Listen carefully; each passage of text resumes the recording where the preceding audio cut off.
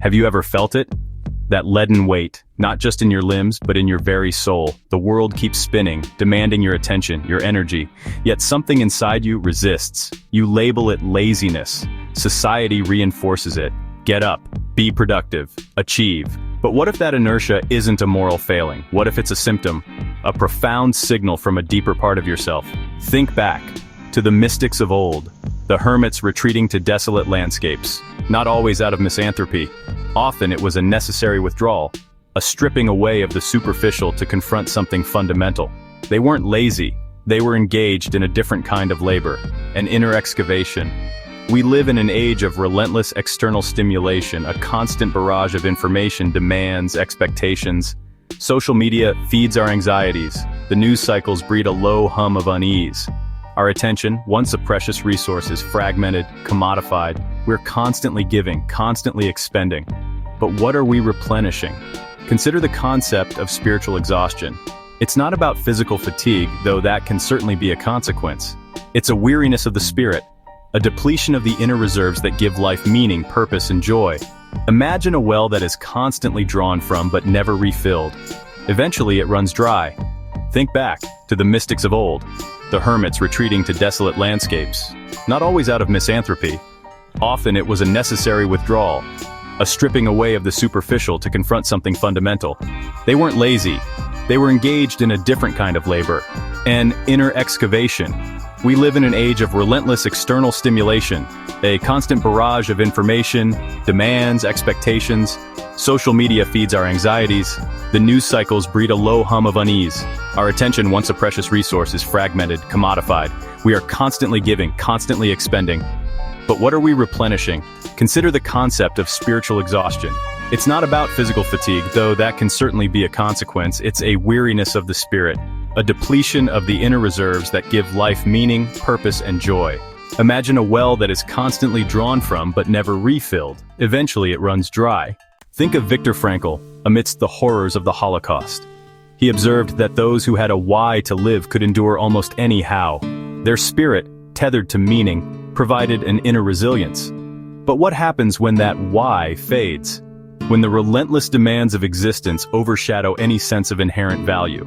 We chase productivity, we optimize our lives, we strive for efficiency.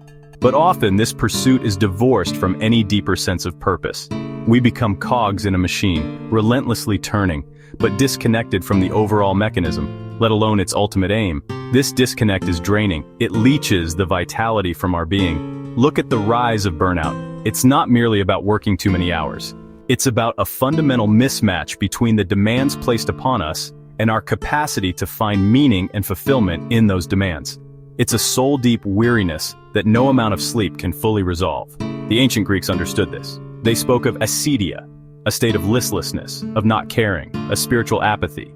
It wasn't simply idleness, it was a deeper malaise, a feeling of being untethered, adrift. Monks in the early Christian tradition wrestled with Acedia, recognizing it as a significant spiritual obstacle. It wasn't just about not wanting to work, it was a profound disengagement from the very essence of life and faith. Think about the modern obsession with self-care. While often reduced to bubble baths and face masks, at its core, it's a recognition of this need for replenishment, a desperate attempt to refill the depleted well. But sometimes, the self-care we engage in is merely another form of consumption, another demand on our time and energy, rather than a genuine act of spiritual nourishment. Consider the stories we tell ourselves, the narratives that shape our perception of reality. If those narratives are constantly focused on lack, on comparison, on the relentless pursuit of external validation, they can become incredibly draining. Our spirit yearns for something more profound, something that resonates with our deepest values. Imagine a plant deprived of sunlight. It might still try to grow, stretching weakly towards any available light source. But without that essential nourishment, it will eventually wither. Our spirit is similar. It needs nourishment. It needs connection to something larger than the mundane. We often mistake this spiritual exhaustion for laziness. We berate ourselves for our lack of motivation, further compounding the problem. The guilt and self-recrimination add another layer of weight to an already burdened spirit. It's a vicious cycle. The less we feel connected to meaning, the less energy we have, and the more we judge ourselves for that lack of energy. Look at the natural world. Observe the cycles of rest and activity. The earth lies fallow in winter, not out of laziness, but out of necessity to regenerate. We too need these periods of genuine rest, not just physical, but mental and spiritual. Time to simply be, without the pressure to do.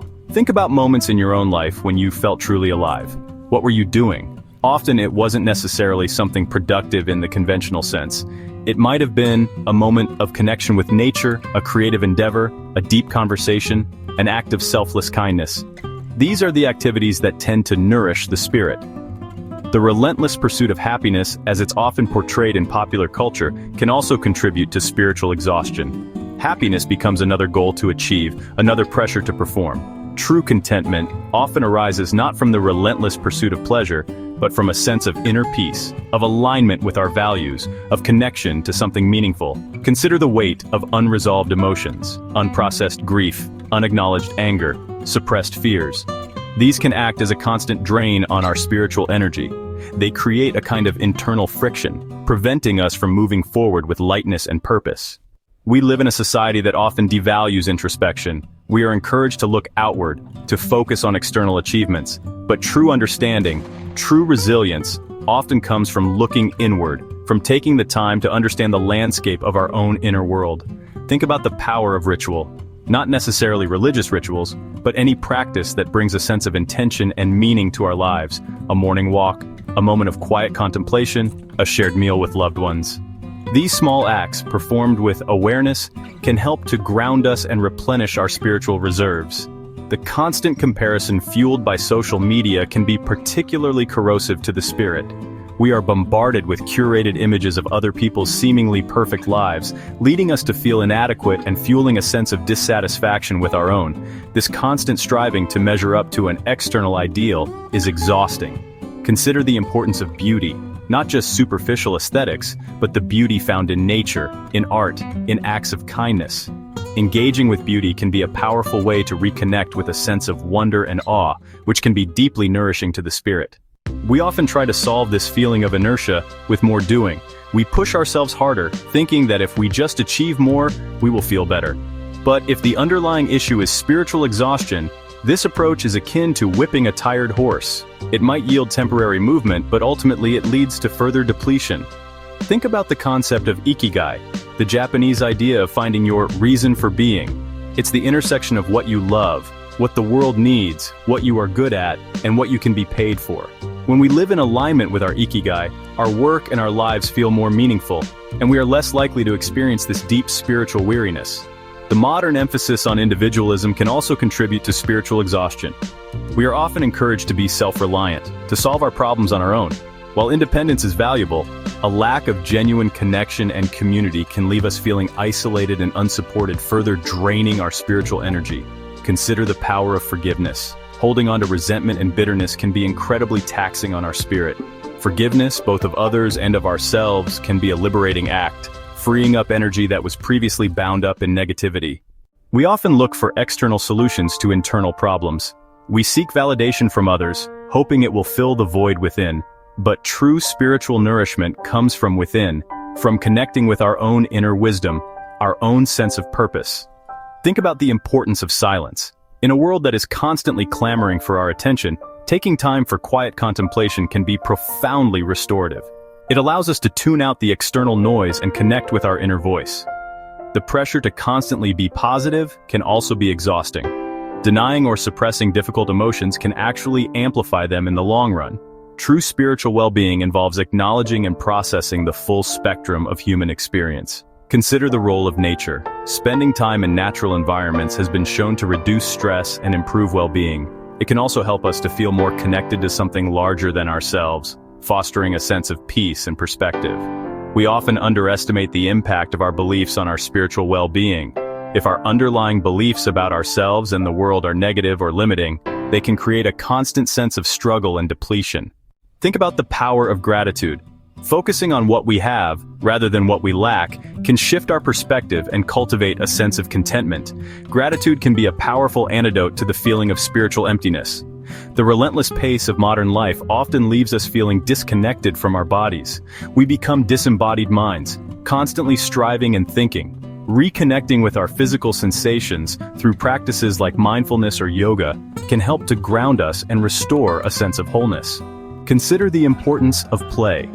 As adults, we often lose touch with our capacity for joy and spontaneous fun. Engaging in activities simply for the pleasure of them can be incredibly revitalizing for the spirit. We often equate rest with inactivity, but true spiritual rest can also involve engaging in activities that nourish our soul, even if they don't appear productive in the traditional sense. Things like creating art, listening to music, or spending time with loved ones. Think about the concept of flow, that state of complete immersion in an activity where time seems to disappear. Engaging in activities that bring us into flow can be deeply satisfying and spiritually energizing. The constant striving for perfection can be another source of spiritual exhaustion. The fear of failure and the relentless pursuit of an unattainable ideal can leave us feeling perpetually inadequate and drained. Consider the power of vulnerability. Allowing ourselves to be seen with our imperfections and our vulnerabilities can foster deeper connection and a sense of belonging, which can be incredibly nourishing to the spirit.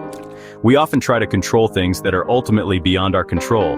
This constant striving for control can be a significant source of stress and spiritual depletion. Learning to accept uncertainty and to let go of what we cannot change can be liberating. Think about the importance of purpose. Having a sense of direction, a feeling that our lives matter, can provide a powerful source of inner strength and resilience, helping to ward off spiritual exhaustion.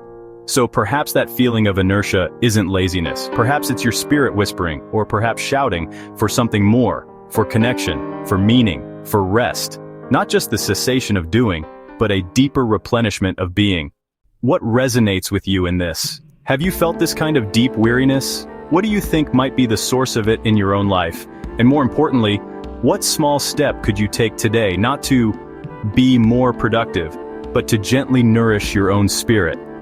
Let me know your thoughts in the comments below. Like this video if it resonated with you, and subscribe for more explorations into the inner landscape. Now take a moment, breathe and reflect.